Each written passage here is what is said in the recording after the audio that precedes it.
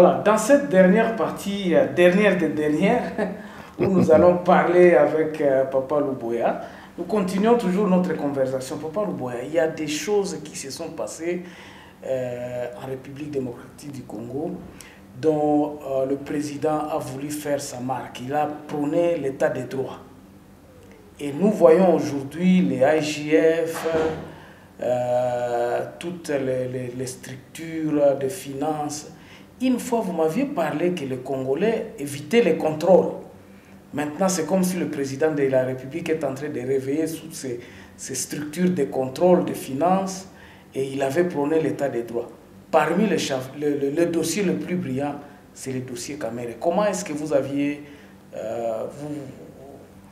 d'abord appris l'arrestation de Kamere? Vous connaissez Kamere, comment il était? C'était un pion avec M. Etienne Tshisekedi. Qu'est-ce que vous en pensez? Quelle est votre lecture sur cette arrestation et puis cet nouveau état de droit que M. Félix Antoine Tshisekedi est en train de prôner comme son cheval de bataille, donc l'état de droit? L'arrestation de Kamere marque un temps dans l'historicité de notre pays à ce qui concerne effectivement le mœurs de gestion de la chose publique. Je n'ai pas été ami à Kamere, mais j'ai apprécié Kamere quand il était président de l'Assemblée. Il avait marqué mon esprit par la manière dont il gérait l'Assemblée, en impliquant tout le monde, en ne considérant pas qu'il était de peu perdre, mais que chacun avait voix au chapitre. Ce que nous recherchons aujourd'hui. Mais le fait lui reprocher, je n'ai pas compris comment une personnalité de cette carrière, d'abord, comment il a pu coordonner, accepter le projet de 100 jours. Je sais que quand ce projet avait été annoncé, personnellement, je n'étais pas pour, parce que même si cela devait consister à marquer l'entrée du président dans la gestion de la chose publique, mais je crois que ce n'est pas à travers le projet de 100 jours qu'il fallait faire cela, parce que, un, il n'a pas innové à ce qui concerne la nature du projet, ce sont des projets qu'il a trouvés du gouvernement sortant. Deux, tout ce qu'il a pu innover, c'est la façon de raccourcir et les procédures de financement et les décaissements. Ça ne me représente pas vraiment la carrière de Kamere. De ce côté-là, vraiment, j'ai été surpris de voir cette façon, cette manière de faire qui ne répond pas à la manière dont je l'ai considéré. Tout compte fait est-il que c'est le style de gestion du pays, à tous les niveaux. Évidemment, ce n'est pas la première fois que certaines autorités sont arrêtées de cette façon-là. Je me rappelle quand Kengo venait d'être nommé président de la Cour suprême à l'époque, il y a eu beaucoup d'arrestations de responsables des entreprises.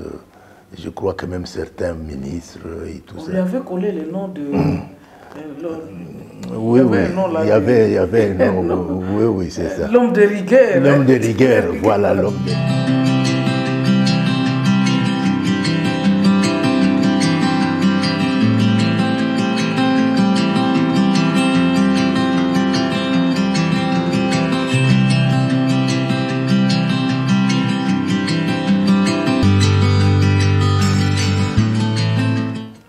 C'est pour cela que dans le processus de Kamere, de son arrestation et tout cela, il y a eu peut-être des bavures au niveau du processus et tout cela. Bon, je ne suis pas juriste, là, je ne saurais pas m'aventurer.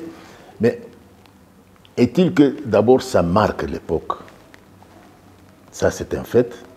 Mais ce n'est pas la première fois que cela est arrivé dans le pays. Ça marque l'époque. Mais maintenant, la question reste à savoir, est-ce que le changement va intervenir au niveau de la dilapidation?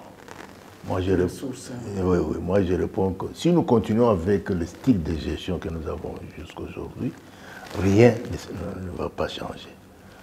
On va me dire, mais pourquoi? Je dis, mais oui. Nous avons une culture de ne pas reconnaître ce que les autres ont pu réaliser, bon ou mauvais. Exactement. Quand quelqu'un arrive, on fait balayer. On balaye tout. On ne peut pas construire sur un néant. On construit sur quelque chose.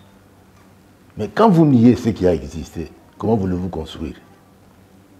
Vous allez construire sur un néant qui va favoriser toujours la même corruption, ou bien toujours la même dilapidation, ou toujours la mauvaise gestion d'affectation des ressources de l'État. La corruption dans notre pays provient de quoi? C'est simple à identifier ça. Parce que le pays ne crée pas de richesse. Tout le monde s'est rue sur les recettes d'importation. On a vu une partie d'argent qui a servi au Somoto, qui a été puisée dans les réserves de la Banque centrale. Qu'est-ce qui alimente les réserves de la Banque centrale? Ce sont les recettes d'exportation. En dehors de ça, il n'y a pas une autre formule qu'on peut m'avancer. Non.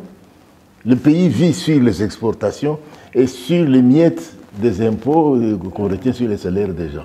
Or, tous les pays développés, aujourd'hui, il faut voir comment est-ce qu'ils s'emploient à multiplier la création d'emplois, la création d'emplois qui est la conséquence de la mise en place de structures de transformation qui augmentent la valeur ajoutée du produit brut et qui contribuent aux recettes de l'État.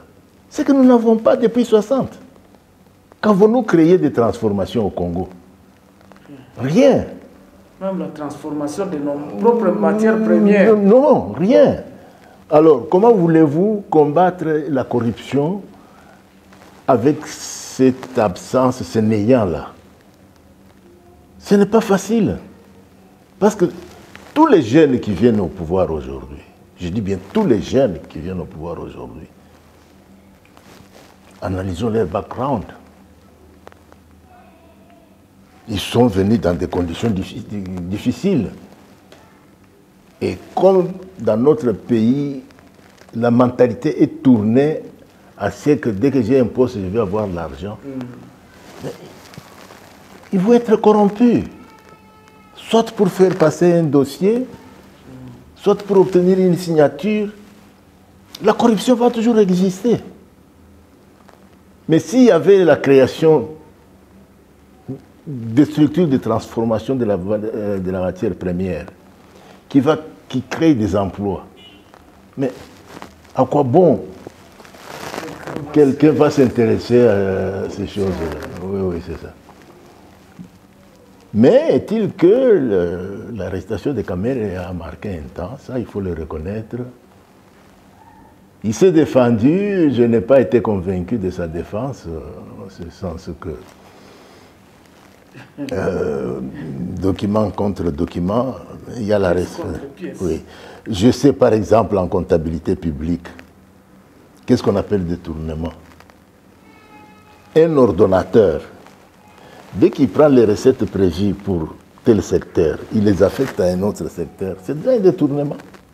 Mais est-ce qu'il a pris l'argent? Non. Il a commis une faute. Il a commis une faute.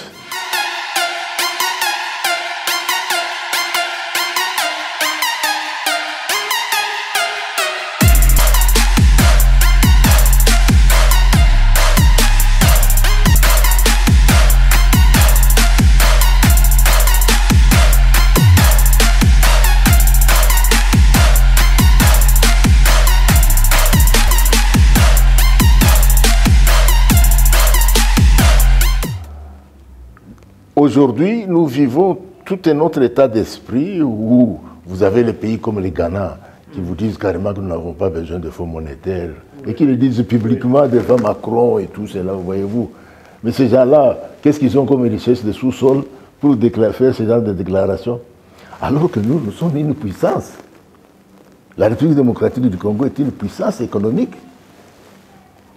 Parce que le nombre de ressources du sous-sol que nous avons, et même la forêt et tout, par rapport aux pays du monde, mais il n'y a pas un pays qui peut s'égaler à nous.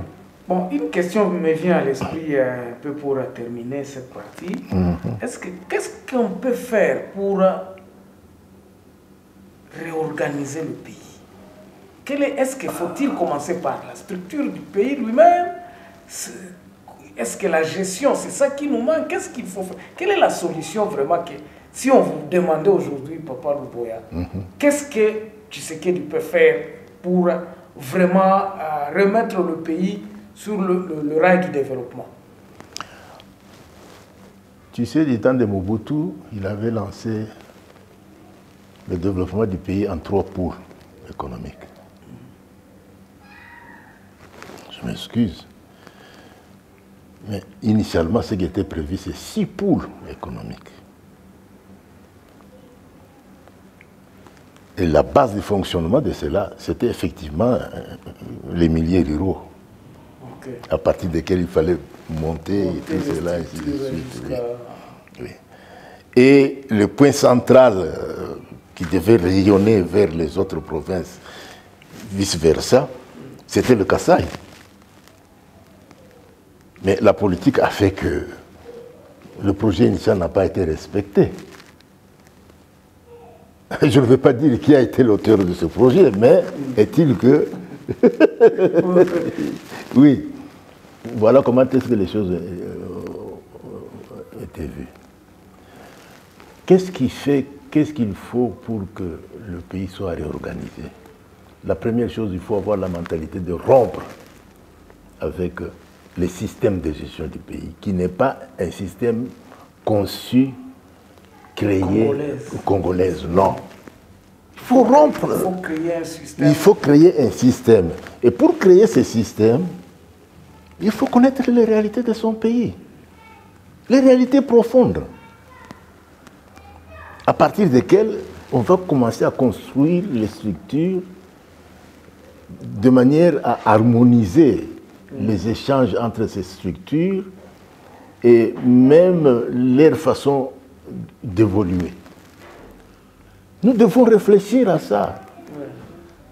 Là, j'ai donné l'exemple de la table ronde qu'aucun des grands leaders n'a pris part, par exemple, à ce qui constitue effectivement,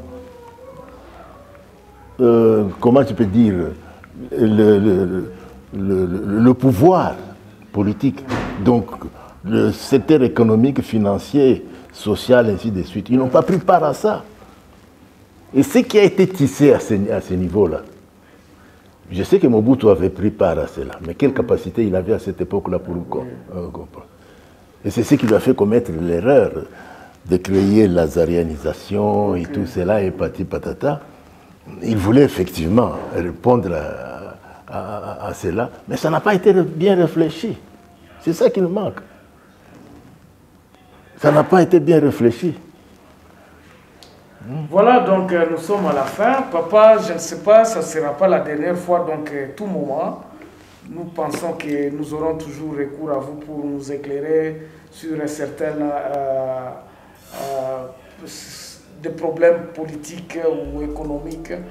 On va s'arrêter là aujourd'hui et on vous dit merci en tout cas d'avoir accepté notre invitation. Nous espérons encore une fois de plus que Dieu nous prêtera vie, que nous puissions nous revoir dans une nouvelle émission. Portez-vous bien, au revoir, merci de nous avoir suivis.